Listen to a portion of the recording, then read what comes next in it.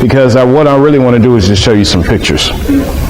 You know, it's a nice intimate gathering, and rather than give a formal lecture like I'm in a classroom, we'll just flip the script. I think I just want to sit down and show some pictures and just talk. And then perhaps if we have time when it's over, we can talk some more beyond the photos.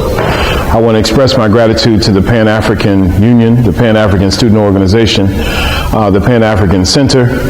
It's nice to be here. I'm really grateful to Mr. Joshua in particular, who I've been interacting with for the last 2 or 3 months or so. This is what I call African Heritage Month. Some people call it Black History Month, but to me that's very limiting. You know, this period started in February 1926 due to the direction of a man named Dr. Carter G. Woodson, Harvard graduate, Harvard PhD graduate with a degree in history.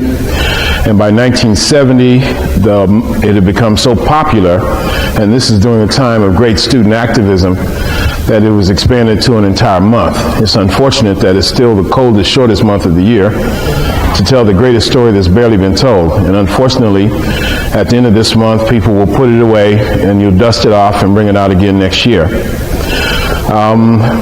When I do presentations during this time of year, any time of year, a couple of things. First of all, I don't confine myself to the African American experience. Not that I'm ashamed of it, but that's just a very small period in African history. When I say Africa, I mean black people, regardless of where they find themselves, whether it be in the Caribbean or the United States or Africa itself. In fact, we're really all related, whether we like it or not. There's only one race, and that's the human race, which has its origins in Africa. We know that largely based on studies of DNA.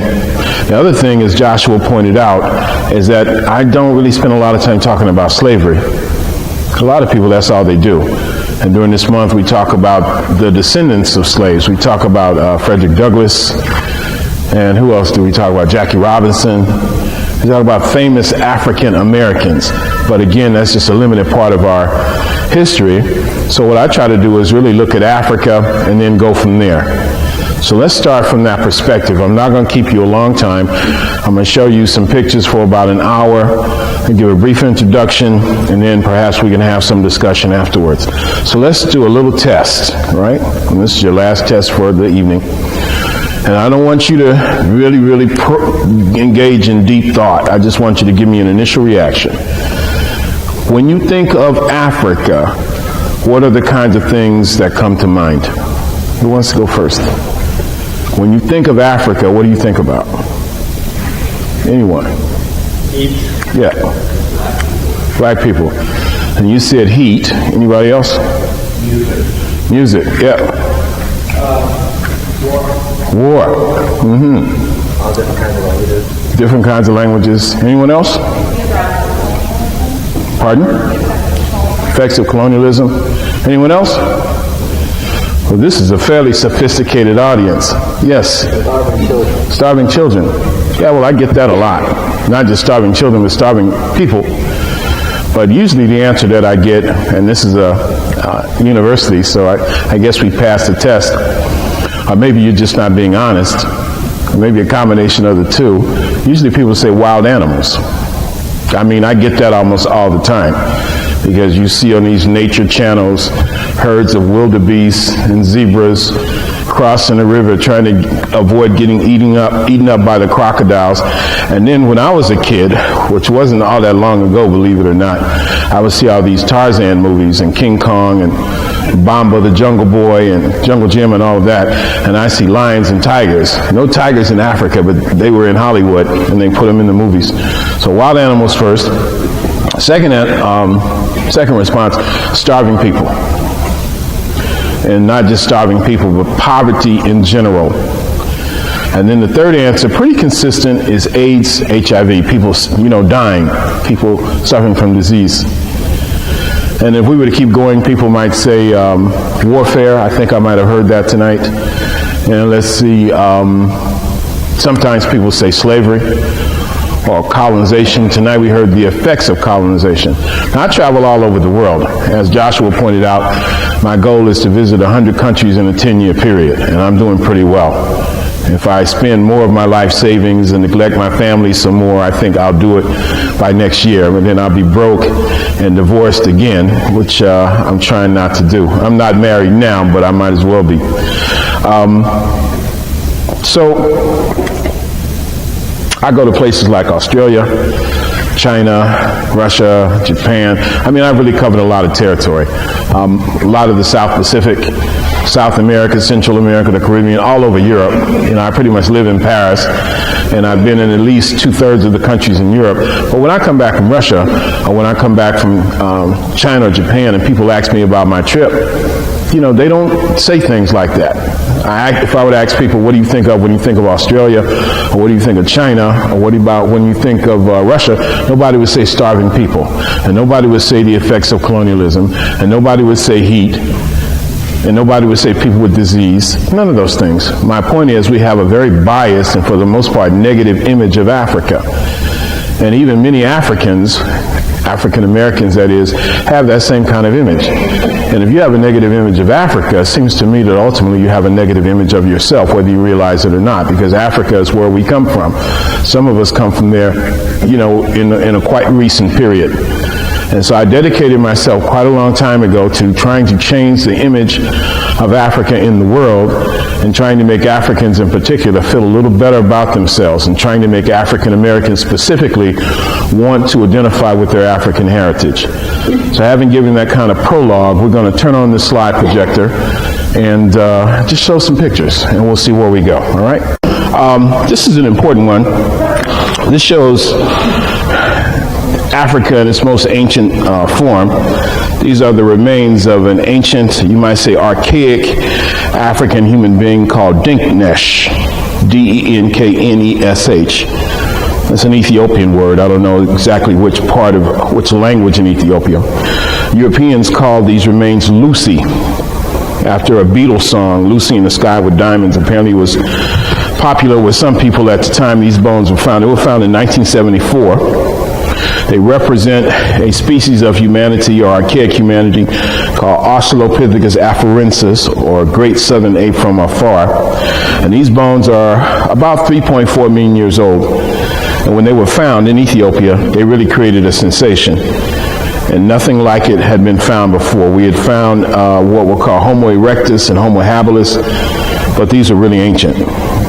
They were found by an African, but credit was given to a guy named Donald Johansen, who I guess was able to secure the money for this paleontological excavation, these digs.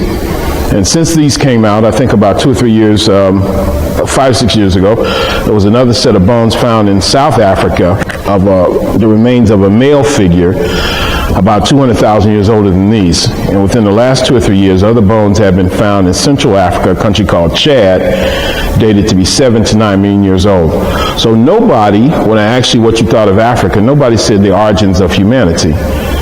Nobody said the first people came from Africa. Nobody said the first writing came from Africa, or the first farming came from Africa, or where Africa is a place where people first domesticated fire, where the first tools came from. Africa is where people first built houses, first had farming. As far as we know, first you had metallurgy. All of these things come out of Africa. Africa is where people first stood on 2 feet, first played music, first buried the dead, first had philosophy and religion, astronomy, morality, spirituality. All of these things first come from Africa. But nobody said anything like that, because that's not the image of Africa that we get from television and the mass media. When I was a kid, my image of Africa was of a native.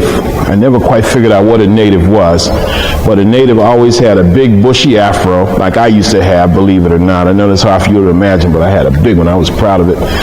And these natives with these big afros had bones in their noses, and they would have a spear in their hand, not a javelin, but a spear, and they would be running through the jungle, not the rainforest, but the jungle, and they would be saying ooga ooga booga. That was their language. That was all they ever said.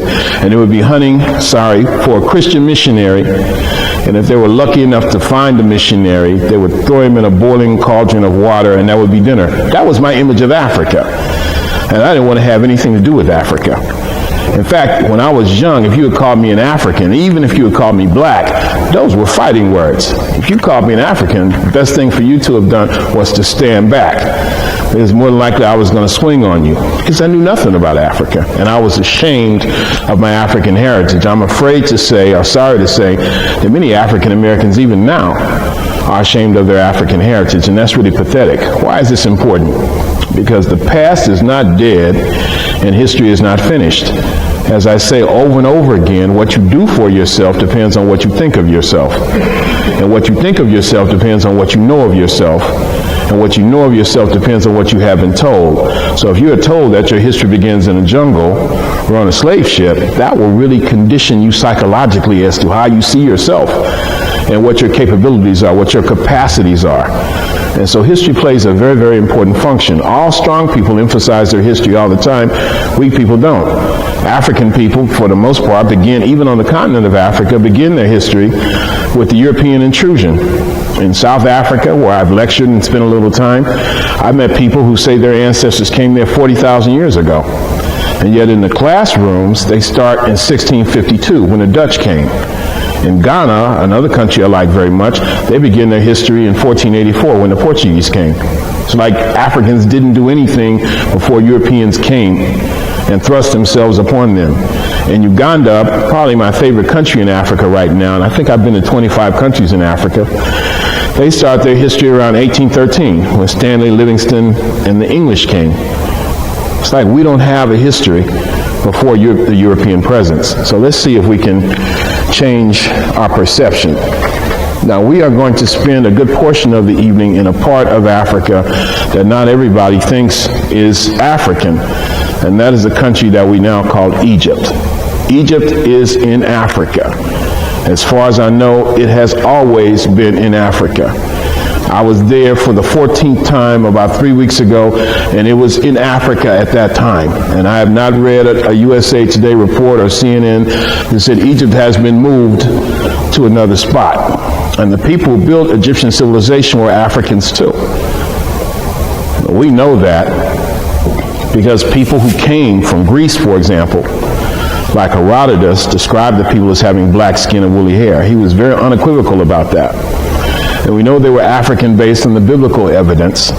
You know, a biblical genealogy, the biblical table of nations, tells us that Egypt, or what they call Mishram, was the second oldest son of Ham, the black progenitor of humankind. And we know they were African because people have done analyses of the language, and they've done analysis of the blood samples and the physical anthropology, and on and on and on. There was a big symposium in Cairo in 1974, sponsored by UNESCO, and it was decided, the point was made that we were going to decide once and for all who the ancient Egyptians were, as if there was some doubt about it. And so they had a big conference, and all of these big-time Egyptologists were invited, and most of them just told the same old stuff, that a group of dark-skinned white people came from somewhere, presumably Europe, and they were drawn to Africa like a magnet, and they went to Africa and built the pyramids. They didn't build any pyramids in Europe now, and they didn't build any along the way, but apparently when they got to Africa, they were inspired, and they started to build these fantastic monuments. Or some people have even argued that extraterrestrials have come down from the sky, beam me down, Scotty, an episode of Star Trek, and gone to Egypt and build these fantastic monuments. So that was basically what was presented at this conference, except for two African scholars, a man named Theophile Obenga from Congo-Brazzaville, and a man named Sheikh Anta Diop from Senegal. And they just came and presented, they showed ancient Egypt in a vastly different light. And they presented all the evidence that I cited and a lot more, which has been published, by the way. This is not obscure information. But they also introduced something new, and that was called the melanin dosage test. And they were able to take or show samples of the epidermis of royal Egyptian mummies in France. I don't know if it's the Louvre or the Museum of Man in Paris. And they were able to take samples of the epidermis, the outer layer of the skin, and put these samples or these fragments in a solution under a microscope, and you could see the melanin, the blackness gleaming right back at you. Basically irrefutable stuff. And one or two of the delegates, I think one guy, perhaps even from the Sudan, was so frustrated and exasperated by this, they didn't expect this.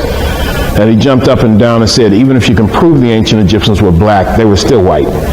And that is the level that a lot of people operate on. So that no matter what you say, they've already closed their minds like you close a window or a book for fear that a new idea might come in. Even now, there's an issue of National Geographic that's circulating that completely ignores the African origin of Egyptian civilization. They concentrate on another part of the Nile Valley called Nubia. But the implication is that the Nubians were simply a backwater, that they received the impetus for civilization from the Egyptians themselves, who they assumed to be white. Now let's look at ancient Egypt. This, for example, is a person that everybody really should know, and perhaps you do know his name, I would hope so. His name is Imhotep. And the name Imhotep basically means he who comes in peace. And Imhotep is important to us because he's the world's first scientist. He's the world's first multi-genius. He is far more important, I think, than Leonardo da Vinci, or Galileo, or Michelangelo, or Isaac Newton, or Einstein, or any of the more recent people whose we could apply that word genius or multi-genius to.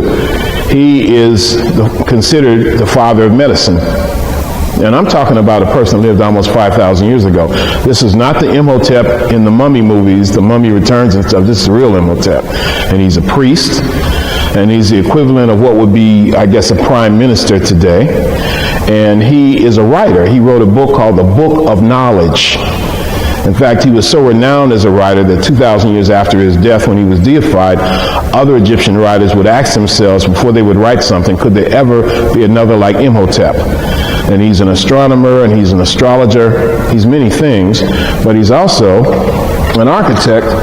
And this is the building that he designed, and this is called the Step Pyramid. You can see why it would be called that. This is the first pyramid in Egypt, and it's been estimated, or it's been stated, that there are 118 pyramids just in Egypt alone. I don't know how many there are in the Sudan, but this is the first one, and it's also the world's first large stone building. And this is about 5,000 years old, and it's from a place called Saqqara. Saqqara is about 20-25 miles outside of Cairo. So this is the world's first large stone building designed by Imhotep for a man named Zoser in the third dynasty of the third royal family. If you want to understand Egyptian history, it's important to understand the dynasties. A dynasty is a family of rulers, one member of the family coming after the other for an extended period, and there were 30 of them. So this is from the third dynasty, the third royal family. And then you have this one these from dynasty 4. Now, these are the most famous of the pyramids, and these are built in a place called Giza. Now, what can we say about them? First, the three big ones, it took about 70 years to construct them. They were constructed around 2600 BC, roughly 4,600 years before, roughly 4,000 years ago. 2,600 years before the beginning of the Christian era. They weren't built by slaves, we know that. They were built by free African people, largely farmers. Egyptian civilization is made possible by the Nile River. And at that time, the Nile would rise and fall. It doesn't do it so much anymore because you have dams in the southern part of Egypt that regulate the flow of the Nile. But in the ancient times, it used to flood, and when it flooded, it was very difficult to do any farming. So what do you do with this excess labor supply? They were put to work on these national construction projects. They're not made of mud, brick, and straw. They're made of granite. And the granite itself came from about 500 miles away. Let's say that you want to build something here, but you go to Chicago to get the building material. And then you had to dig the stone out of the quarry, put it on a barge, sail it down the Nile to the proximity of the construction site. Another remarkable thing about these monuments is that they were not glued together. The stone was cut so precisely that it was actually fitted together like you would fit the pieces of a puzzle. And even now, it's impossible to slide a piece of paper between these massive blocks. You should go there and see it for yourself. The one farthest from me is called the Great Pyramid. The African name is Khufu on the horizon, Khufu being the Great Pyramid builder. It's 481 feet high. It sits on 13 acres of land. And when these monuments were finished, they were covered with something called limestone, and the limestone was polished and buffed until they would gleam like diamonds. I want you to try to imagine the visual impact of a diamond 481 feet high, sitting on 13 acres, and the effect that it would have on the human eye when the sun came out. It is said you could see these monuments glittering for hundreds of miles. There's enough stone, or at least it's been estimated by some mathematicians, in this pyramid complex that you could take it apart and build a wall that would encircle the entire country of France and would be 10 feet high and 2 feet thick. The Arabs, who were themselves relatively recent in Africa, certainly in Egypt, they came in numbers about 641 AD, were so impressed by these monuments that they coined an expression, and that is, the world fears time, but time fears the pyramids. Now, these are African achievements, and these are things that will seldom be brought up during Black History Month.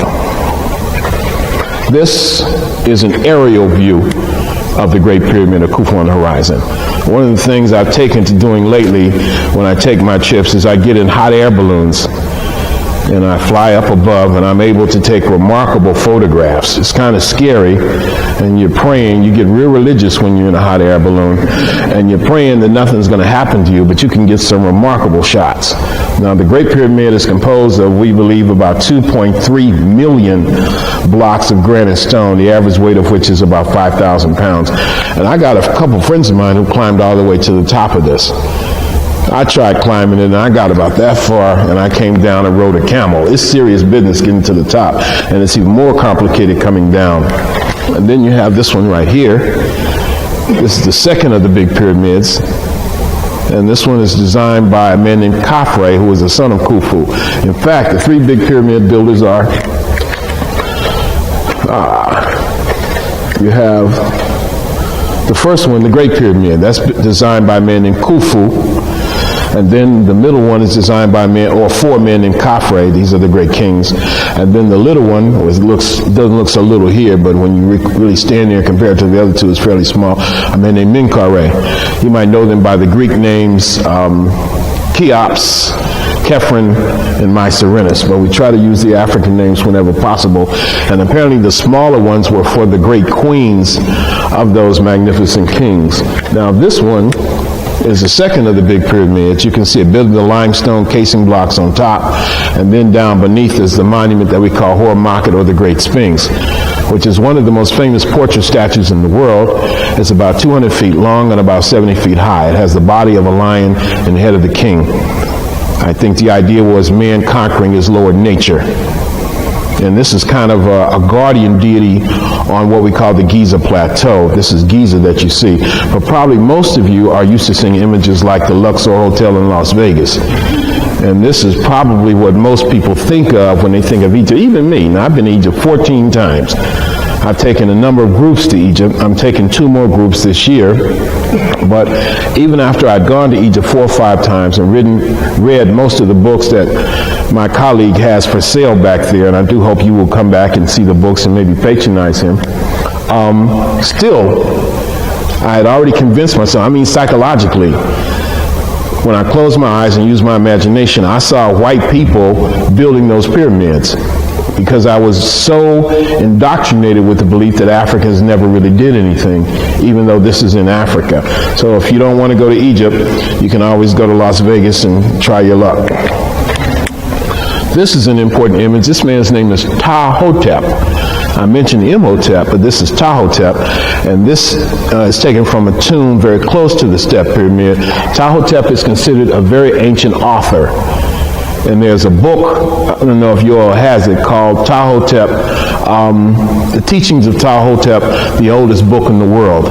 And that book would have been about 4,400 years old. So you're talking about remarkable achievements. And then you have this image right here. Now this one is extremely important because it shows the stature of women in ancient Africa. In ancient Africa, at least we could talk about Egypt, the line of descent is traced through the female side of the family. Women were very, very important in ancient Egypt. In order for the king to be the king, you had to marry the woman in whom the royal bloodline ran. Women could will and inherit fortunes. They could bring suits to the courts of law, and you dared not disrespect them. Now here's a woman from the end of the Pyramid Age who was a great African queen. And this boy that she bore became the king of Egypt when he was only 10, and he died on the throne of Egypt at the tender age of 104. He reigned for 94 years. And that tells you that they knew a lot about diet, about medicine, about how to deal with stress, a lot of aspects of medical science. This is an example of that medical science. You can see at the end of the Pyramid Age, these surgeons performing circumcisions on these teenage boys. And the surgeons must have been pretty good because the guys have a big smile on their face.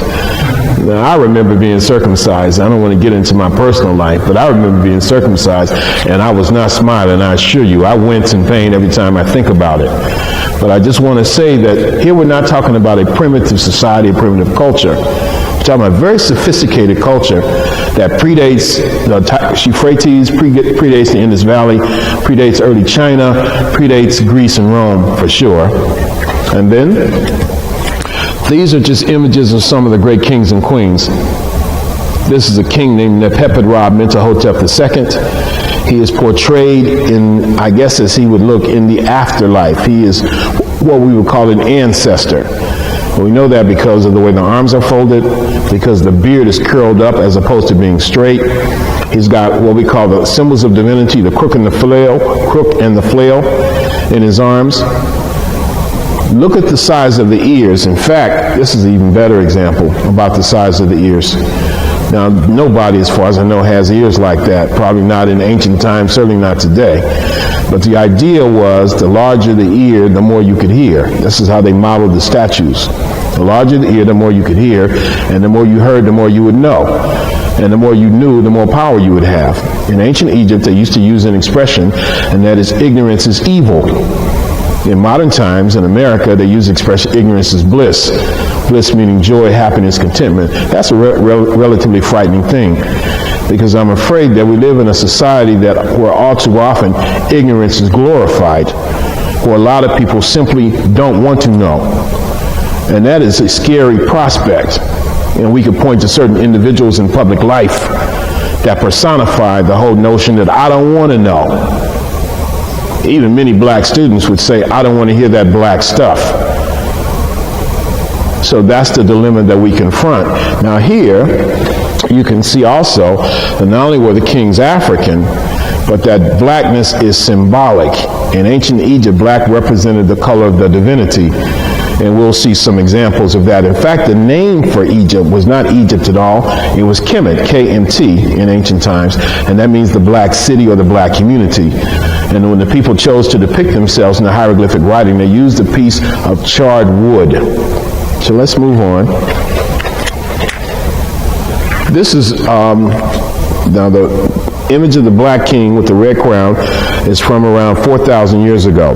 That's from Dynasty 11. The one with the big ears is from Dynasty 12. This one is from the same time period, about 4,000 years ago. And this is from a tomb in the center of Egypt, and this shows early examples of martial arts. So long before Bruce Lee and Jackie Chan, Africans in the Nile Valley were throwing down. And that hasn't been documented very effectively. Now here is a royal couple, very important couple. This man's name is Ahmose I, and his wife and queen, because what good is a king without a queen? Her name is Ahmose Nefertari, and they are considered great liberators. Again, I want to go again and again to emphasize that women were very important. The couple was the ideal social unit, but women played a very prominent role in society, unlike Greece and unlike Rome. You know, in ancient Greece and Rome, there were probably more slaves than free people. And women were little better than slaves in terms of their status in society. Not so in ancient Egypt. And this woman reigns alongside the king. This is a person who reigned independently of a king. Her name is Makare Hatshepsut, and she is considered by some to be the first great woman in history. She reigned about 3,500 years ago for 19 years. She sent an expedition to Somalia. In fact, Somalia in ancient times was considered a very important place. It was called the land of Punt, P-U-N-T, and the Egyptians thought of Punt as God's land. And to commemorate her expedition to Punt is a temple carved out of a mountain in the center of Egypt, a city called Luxor, And it used to be in ancient times you could sail up and down the Nile River and get out and go to this temple and pay homage to this great African woman. This is God Amen. And you can see the way Amen is portrayed. Sometimes it's pronounced Amen or Aman. The name means the invisible one, the unseen one, or the hidden one. And this is one of the great deities of ancient Egypt. Some people believe that it's from the name of Amen, A-M-E-N, that we derive in the Judeo-Christian tradition the expression Amen. I don't know how well documented that is, but certainly it is a popular belief. And you can see how he is portrayed.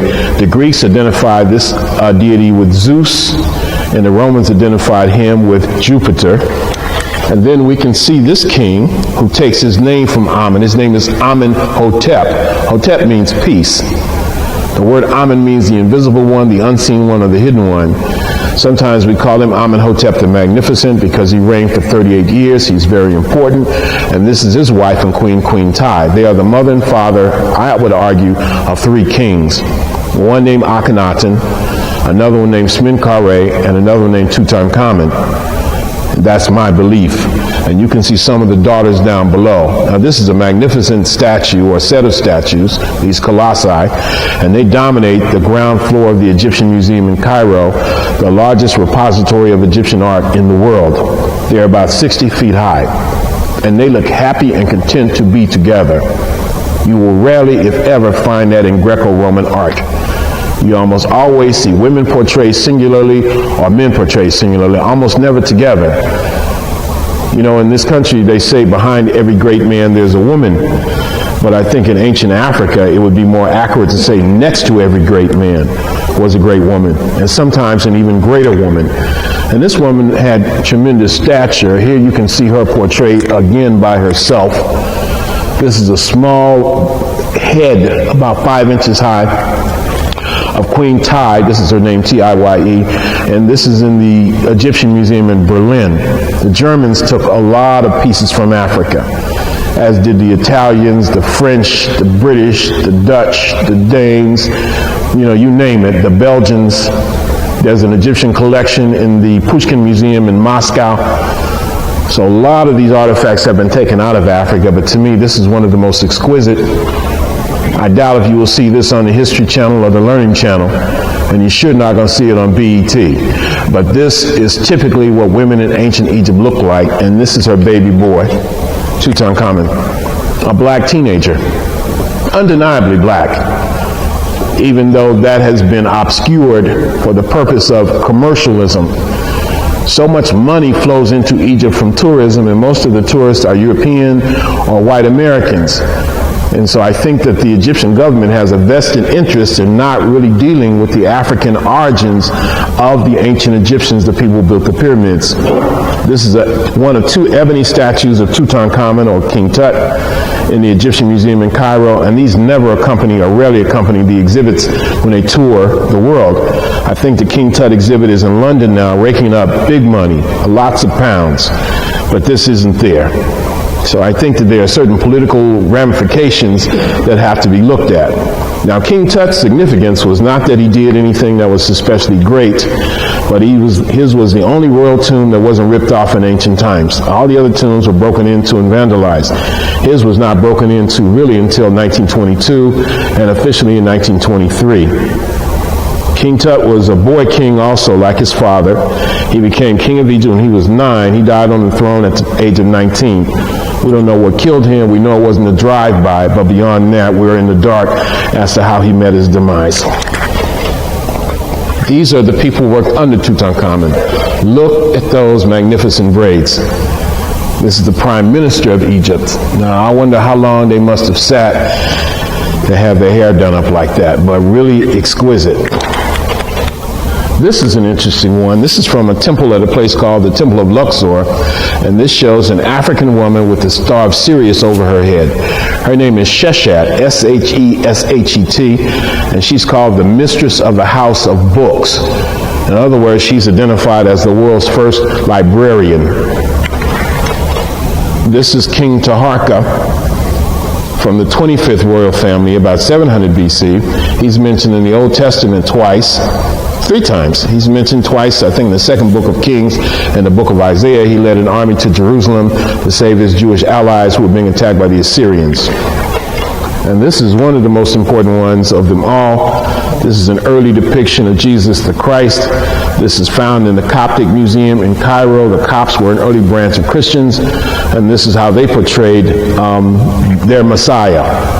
And this is called Christ in Glory. This is an image of Jesus emerging from his tomb after the crucifixion. This is really shocking to most people because most of us have a one-dimensional idea as to how Christ is portrayed. And I was shocked when I saw this, but I was able to bribe an official into taking a photograph of this. I went to the museum. I had a camera, which I wasn't supposed to have, but I had. And I saw this, and I was just stunned, as many people are when they see it for the first time. And I was determined to have a photograph of it, so I waited patiently, and I'm not a patient man, so it was excruciating. But I waited until there was nobody around, I thought, and just as I was about to take the picture, a museum official appeared seemingly out of nowhere and said in a loud, angry voice, "No photography allowed." Now, I have a pretty bad temper, but I held it in check.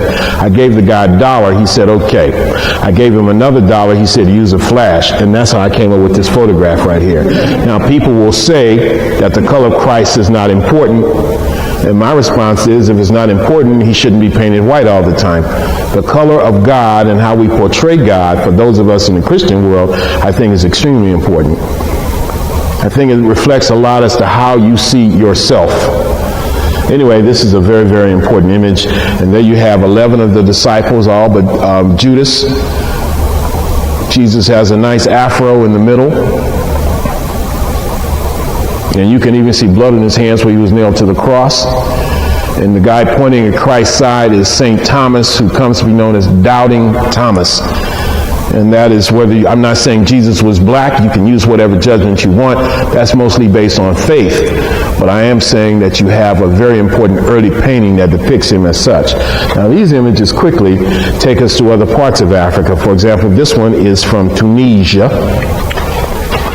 Here's an image of Mansa Musa, the Muslim Sultan of the Mali Empire, who went on the Hajj to Mecca and took so much gold with him that the value of gold was decreased for many years after that. He distributed that much gold that the value of gold was diminished.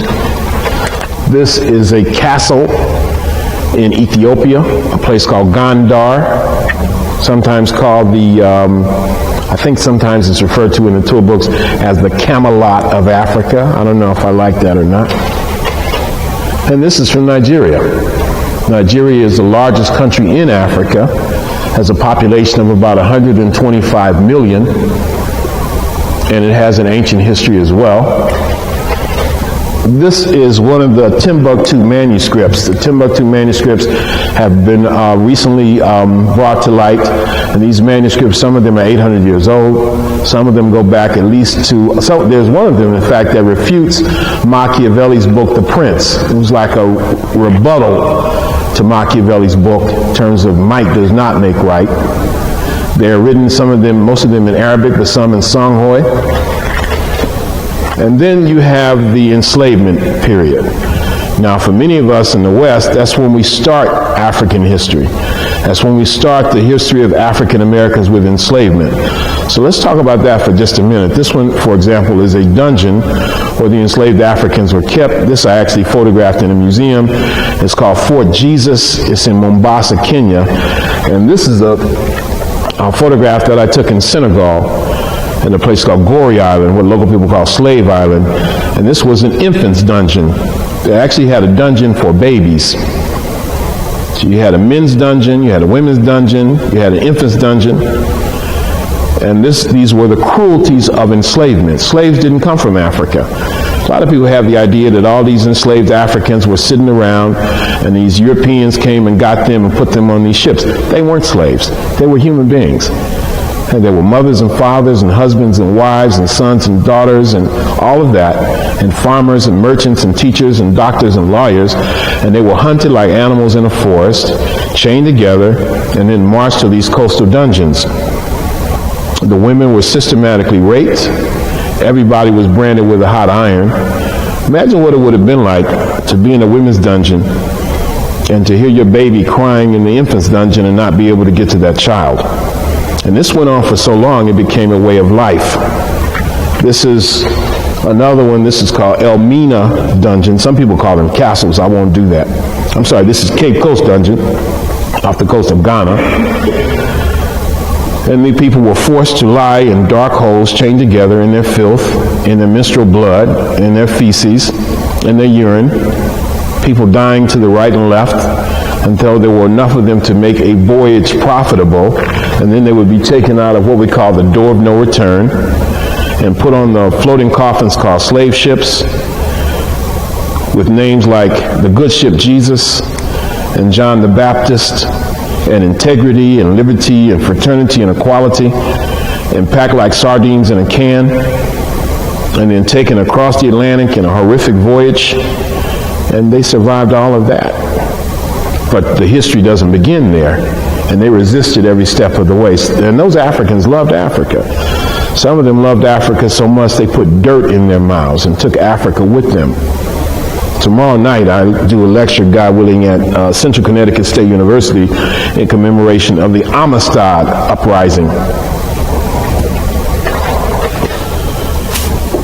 Now I'm going to just show you quickly now. I've already taken more time than I'd anticipated, and we got started a bit late. But these are just images of Africans in Africa and around the world. For example, this represents a school of art in the 19th century called Orientalism. And this was a school of art that came out of Europe in the 19th century. And this is from about 1895. And this just shows the natural beauty of Africa. This is called Mose Otunya. A lot of people call it Victoria Falls. Mose Otunya means the smoke that thunders, and this is at the border between Zimbabwe and Zambia. The world's largest waterfall. It's 41 miles long, and the water drops 300 feet. And I think this shows the natural beauty of Africa. And these are Africans. I'm going to finish by just showing, I see you getting a bit restless. Give me about 15 minutes and we'll be done. These images just show African people in parts of the world that you normally might not associate them. We can call this part of the presentation Unexpected Faces and Unexpected Places, the Global African Presence. These are Phoenician sailors. The Phoenicians were a coastal branch of the Canaanites, very closely allied to the ancient Egyptians. These are African crusaders at the Battle of Jerusalem. This is a mural in the Pantheon in Paris. I think they fought against Salahuddin. They fought alongside Saint Louis, the famous French crusader. And these are, I'm going to show you also images of Africans in many of these parts of the world today. This is a black woman in Yemen,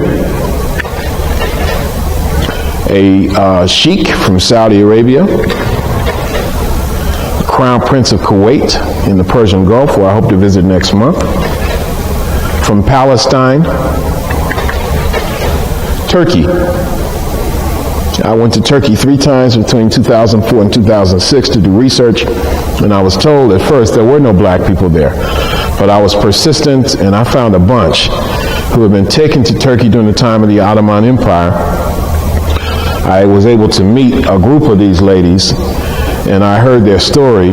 They told me that their ancestors were from the Sudan, that they had been captured and enslaved. I said, well, my ancestors were from West Africa. We were captured and enslaved.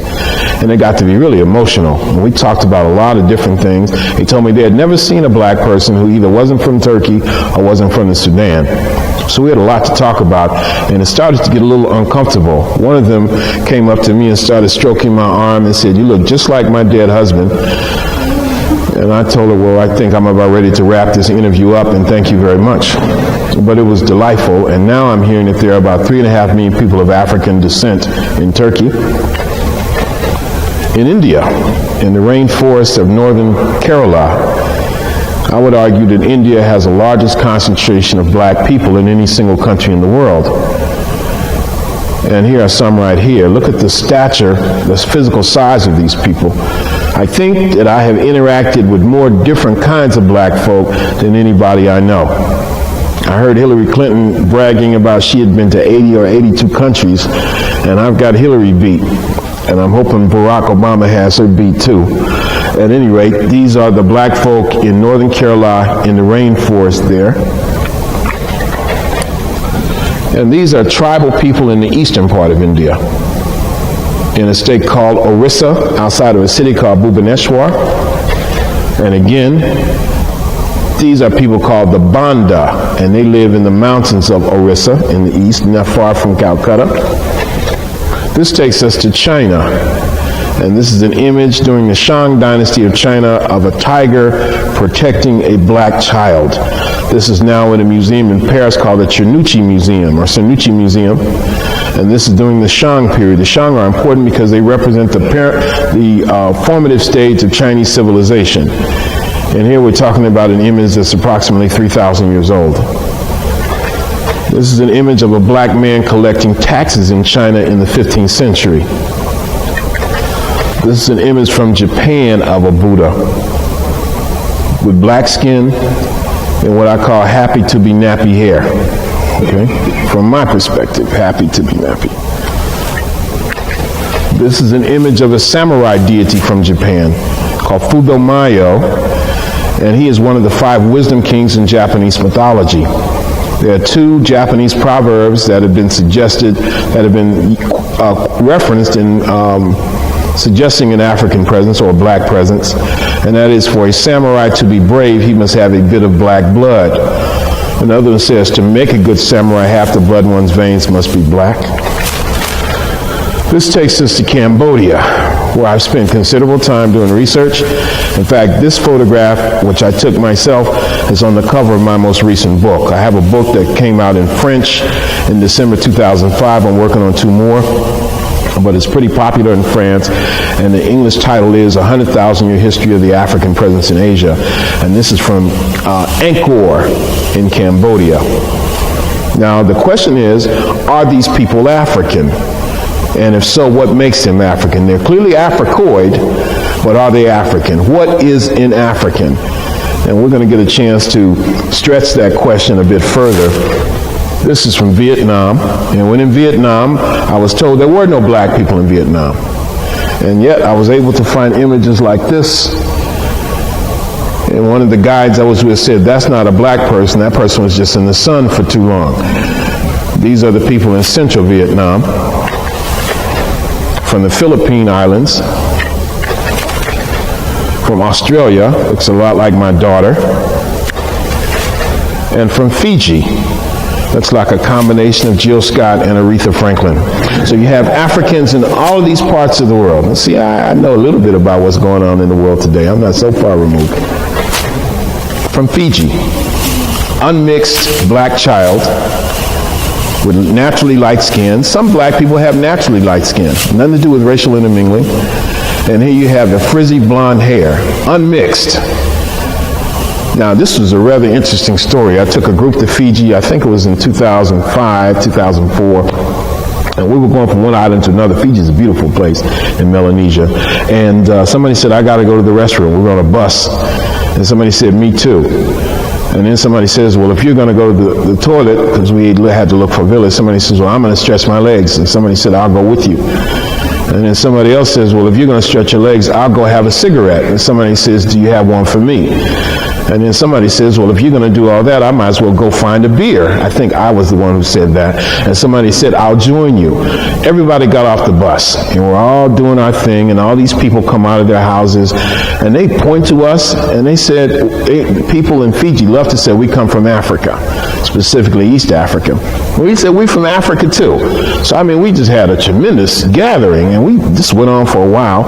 And finally, this little boy came with this Snoopy shirt on, came out of a house, and everybody stopped what they were doing. People put their cigarettes out, they came out to the toilet, they put their beer cans down, the second beer can in this case, and they gathered around this child. And we were all struck by this little boy. And people started saying, you're so cute, and can I give you some candy? And what's your name? And can I take your picture? Finally, the bus driver just had enough. And he honked the horn, and we all had to get on the bus. And as we were pulling away, the youngest person in the group came up to me and said, Dr. Rashidi, what kind of message did we just send those people there? And he was saying that the message we were sending, that if you're very light, and if you're very blonde, and if you look different than the others who are much darker, then you get all the attention. And I was really struck by that. I never forgot that. Now that is not why consciously I was drawn to that child. I was drawn to the child because he looked so different. But in the back of my mind, I really wonder if that's really why I was compelled to, why we were all drawn to this child. You know, it makes me wonder about the fascination with Britney Spears and Paris Hilton, and what our standards of beauty are, and what appeals to us. You know, we live in a society where I was growing up, they would say, if you're white, you're right. If you're yellow, you're mellow. If you're red, go ahead. If you're brown, stick around. But if you're black, get back. I find it very interesting that in many parts of Africa, really black-skinned women, dark, beautiful black skin, with beautiful curly hair, are bleaching their skin and straightening their hair so that they look like Tyra Banks and Beyonce Knowles, because of the standards of beauty that we seem to have. Now, if that's what you want to look like, it's okay with me.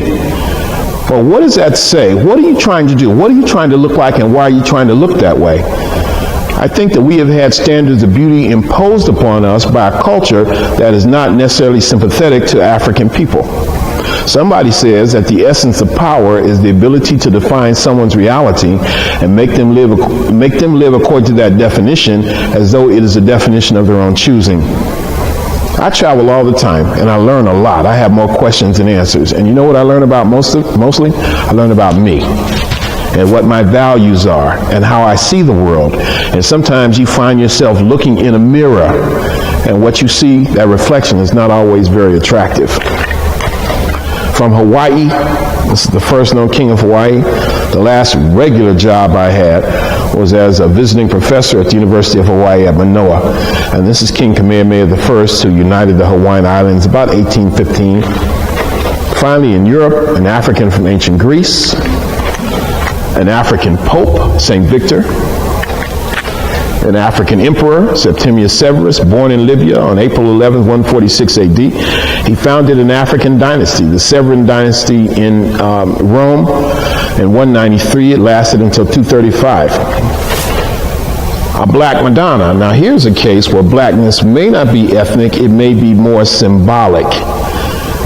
So that's a question. Sometimes blackness is ethnic, and sometimes it is symbolic, and sometimes it is both. These are considered miracle workers. This one is in Spain, and you can see the Pope, or one of the popes, paying homage to this image of African womanhood. Of course, people would say they're not really black, but that's just smoke and dirt from hundreds of years of incense and candles that got on the face, the hands, and the feet. Or sometimes people say they're just black because they're black. Other people have told me in Russia, for example, that they weren't always black. They used to be white, but the people who painted them used bad paint, and they turned black over time. These are the Moors. The Moors were black people. The word Moor means scorched. It comes from the Greeks. And the Moors were people who come out of North Africa, who go into Spain and Portugal in particular in the 8th century, the early 8th century, and even parts of France, and they reintroduced elements of civilization in the Iberian Peninsula and dominated it for several hundred years, and were not conquered until the time of Ferdinand and Isabella in January 1492. And this is an example of that conquest. A colleague of mine went to Scotland. I went there, but I didn't find this, and he found this in a castle. This is from the McClellan clan, and this shows an image of a man holding a dagger with the head of a Moor impaled on it, and you can see the racial features. This is a man called the Moor of Peter the Great. This is a person who was captured, taken from Africa to Istanbul, and from there to Amsterdam, and then transported to St. Petersburg in Russia, where he was given to the Tsar of Russia, Peter I, who adopted him as his godson, and the Queen of Poland was his godmother. And this is the maternal great-grandfather of Alexander Sergeyevich Pushkin, who was considered the father of Russian literature, a man who had African ancestry. He was very proud of it, who had a vocabulary of 20,000 words. It's considered by many the father of Russian literature. And then this is an example from Pushkin's study, where you see he was very much concerned about the enslavement of Africans in the Americas. And this is an example of Pushkin. There's Pushkin on top, a light-skinned black man. And there's an image of a black man breaking the chains of slavery in Russia in the 1830s. Pushkin was born to well-to-do parents in Moscow in 1799. And then this man's grandmother was a black woman from Haiti. This, you probably don't recognize him. His name is Alexander Dumas. He's the person who wrote The Three Musketeers, The Count of Monte Cristo, The Man in the Iron Mask. He's the person who said, one for all and all for one. He said, your work may be finished, but your education is never completed. And he said, a man's mind is elevated to the status of the women with whom he associates. And even in France now, most French people do not know that this great hero, or this great writer, nicknamed the Mulatto, who called himself a Negro, had African ancestry. Most French don't know that. Now, the Russians know about Pushkin. They don't see him as a black man. They just see him as a Russian with an African ancestor. But Dumas, most French people do not know he was a man of African descent. Finally, the Americas, and this is this is an example of African achievement or African presence in America before Columbus. This is one of what are called the Olmec heads, O-L-M-E-C. The Olmec are a very ancient civilization, the parent civilization of the Americas. The civilization probably begins about 1500 BC. It lasts for about 1500 years. It precedes the Maya, the Inca, the Aztec, the Zapotec, the Toltec. Anyway, this is a massive stone head. There are 18 of these that have been excavated. They all look like black people. But I was told when I was a student at UCLA in Southern California that those were not his original features. Some of these heads weigh up to 80,000 pounds, and they were put on platforms. They were used in ceremonies, and this is from Mexico. And the story goes, a UCLA professor told me this in anthropology where I studied, that these heads were on a platform and there was a big earthquake. You know, earthquakes can be pretty serious in Los Angeles. And the heads rolled off their platform and they rolled in the mud for a long time. And when they stopped rolling, they looked like black people. And apparently this one rolled around so long, it got braids in the back of his head from rolling in the mud. You see what earthquakes will do. Just save your money. Don't go if you want braids. Wait for a quake and you can save a lot of money. Now this is another Olmec figurine. This is terracotta. And some people say this looks like Lawrence Fishburne. Other people say it looks like Samuel L. Jackson. But to me, it looks like Shaquille O'Neal, the basketball player. Now you can go. You be the judge yourself. Yeah, that's definitely the Diesel. I know he's seen better days, but I still like to see him play ball. I started to make a crack about the Minnesota Timberwolves, but that wouldn't go over very well here. Look at this image from ancient Canada. And this is from Ecuador, a country that I spent some time in October. And then you have this. The Africans are brought across the Atlantic. You know, they are enslaved. We say slaves didn't come from Africa. Africans were captured and enslaved. And they were made examples of. Here's a case of a man who was hanging on a hook because the idea was to instill fear so that they wouldn't resist, they wouldn't run away. But they always resisted, and one of the great resistance leaders is this African-American woman named Harriet Tubman, who worked on what we call the Underground Railroad and who rescued hundreds of enslaved Africans from the Deep South and brought them into the North, sometimes even to Canada. And these are two black girls from Ecuador. These would be considered Latinos or Hispanics because you have Africans in all of these parts of the world. And finally, the last slide is this image right here of a little girl from a West African country called the Gambia. And the Gambia is a small English-speaking country in West Africa surrounded by Senegal. And Gambia has some significance in terms of African-American history because this is where Alex Haley, who wrote the book called Roots, was able to trace his family tree. He finally found his family, Kunta Kinte's family, in the Gambia, and he went back there. Alex Haley also edited the book, The Autobiography of Malcolm X. And I like to end with this slide. I frequently end with this one because this little girl has a real attitude. And she's very serious, as I think we should be sometimes, a lot more serious than we are. And she seems to be looking at every one of us saying, now what are you going to do? Where do you go from here? Especially for the African and African American students, because it's not enough to know this, but what do you do with it? Where do you take it? How do you apply it? What's the significance of it? There's an African leader named Kwame Nkrumah from Ghana who used to say that thought without practice is empty and action without thought is blind. And so I challenge you, where do you go from here? What do you do with this knowledge? How does it change your perception of Africa and African people? So, That's my presentation for tonight. I want to thank you for coming out. I want to thank the Pan-African Student Union, Pan-African Organization, the Pan-African Center, Joshua in particular, who has been putting up with me for several months, who's worked very hard to put this together. I know he's not alone, but sometimes perception of being alone is more powerful than reality. And we need young people, to do this kind of work. I'm getting old, and I want to feel like my life has had some meaning. And so it's important to me to pass this information down. And this is not just for the black students, this is for all the students. History is for everyone. It's not a black thing or a white thing. And it's kind of sad that, again, we can find this to the short month that we call Black History Month. So I raised a lot of points. I don't know if you have questions or not. Perhaps you have questions amongst yourselves. I hope you will talk about these things. Perhaps I said things that were disagreeable to you, things you didn't want to hear. But we can agree to disagree, because I don't make apologies for what I presented. I think that African people have a history that is second to none, a history that we can be very proud of, and we don't need to be defensive about it. We don't need to be apologetic. We don't have to stutter. We don't have to stammer. All strong people emphasize their history all the time, and weak people don't. So God bless you, and thank you all very much for coming out tonight. Thank you.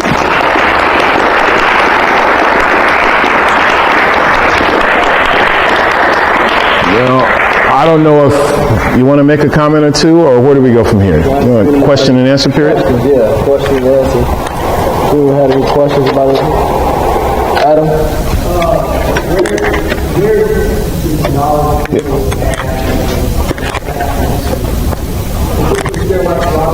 Going on in Africa? Is there the research going on in Europe, or where is it primarily? African Americans, I think, have the luxury and the ability to go to libraries, to do research. Probably everybody has a computer or access to a computer, and so we can do a lot more research. The same thing to some extent applies to black population in Europe. I live in Paris, on the outskirts of Paris, and I meet many African scholars there.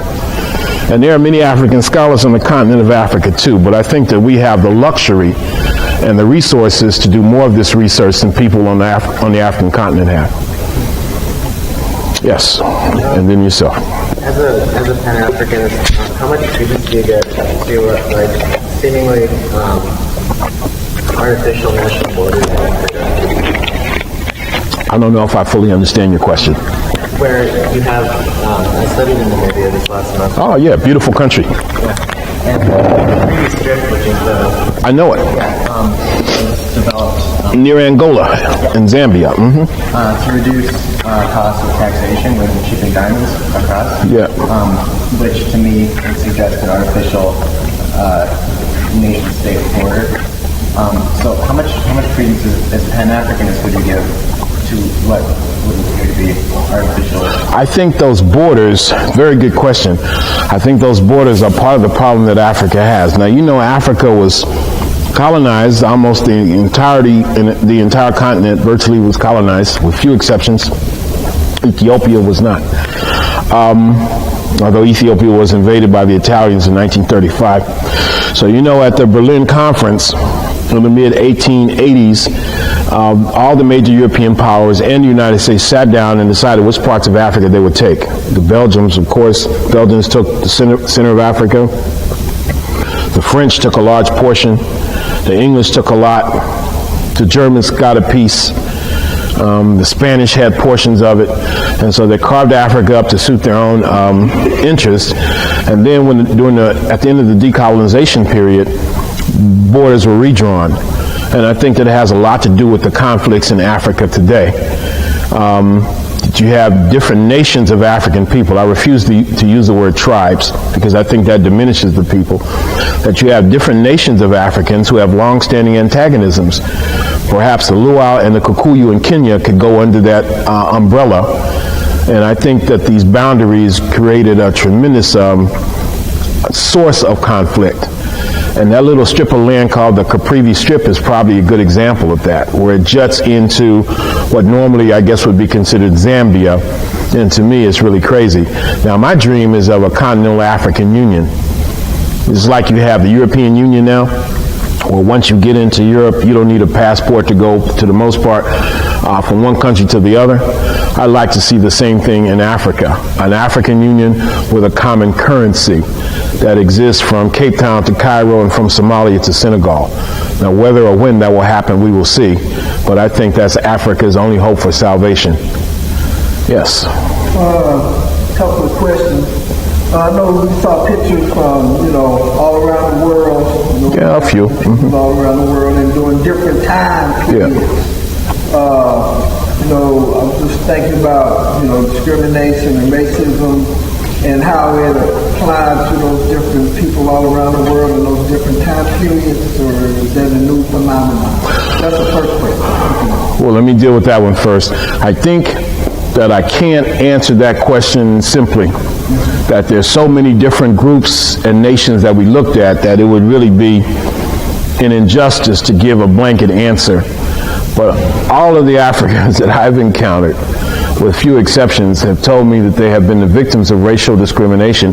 And one of the things I find interesting and very disturbing is that wherever I go, for the most part, black people do not control the retail economies in their communities, whether it be in Ecuador or East Africa, where East Indians control, they almost have a lock on retail economies. In West Africa, like Senegal, for example, Lebanese, Moroccans, Mauritanians control the economies there. In African American communities in the United States, there are a few black-owned business establishments. When I was in Namibia, I could not find a black-owned hotel.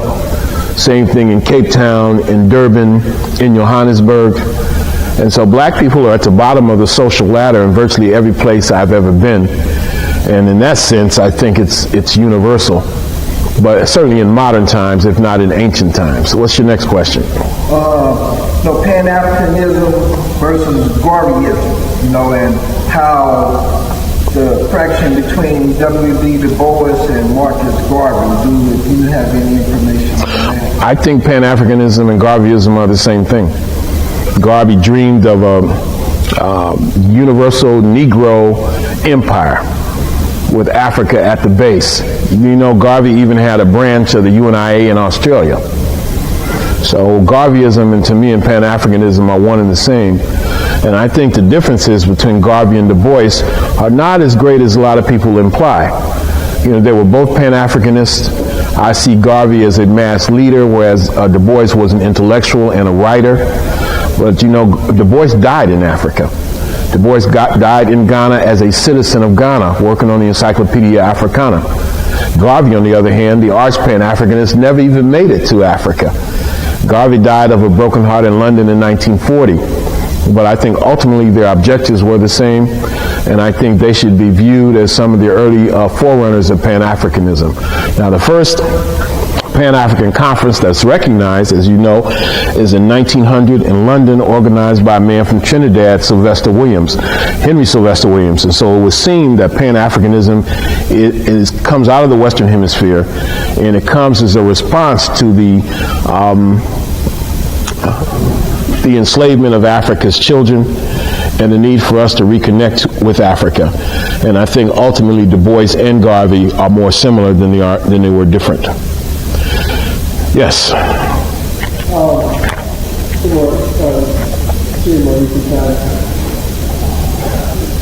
Especially you development concerning Africa and with regards to Pan-Africanism and the future of Africa.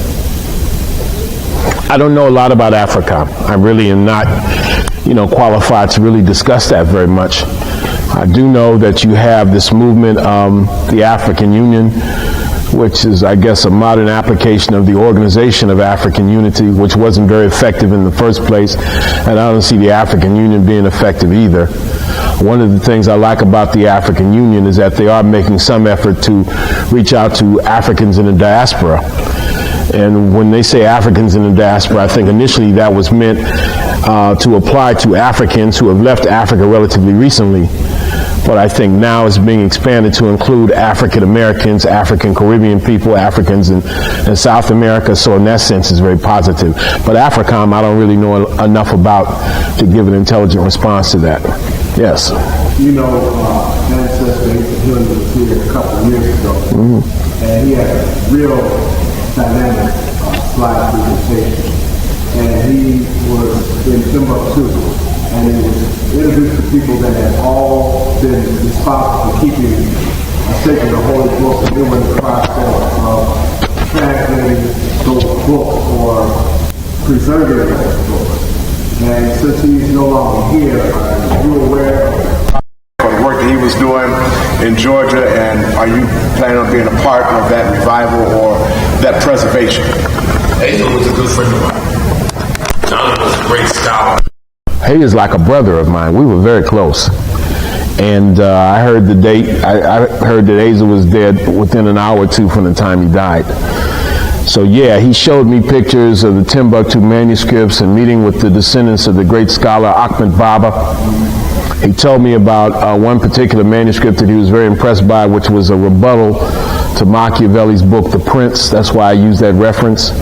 And there are efforts being made to translate those manuscripts, and not just to translate them, but to preserve them.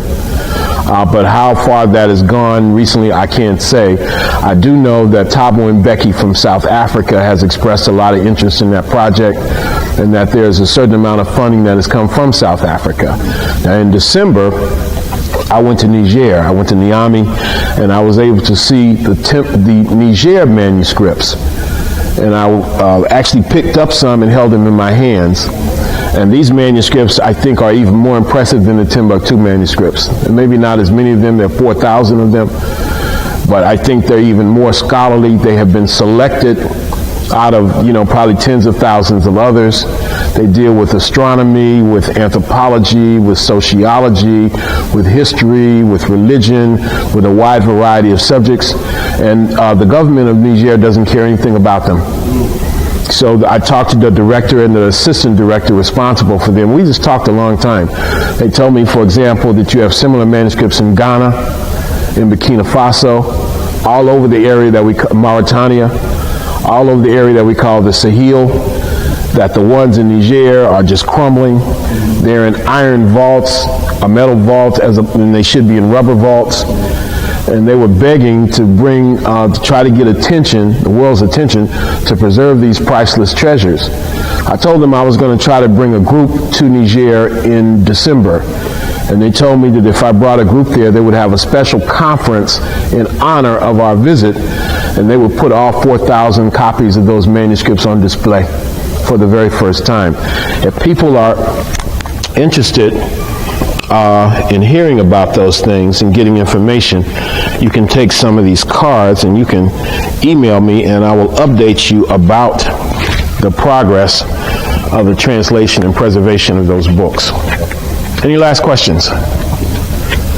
Yes. I know about your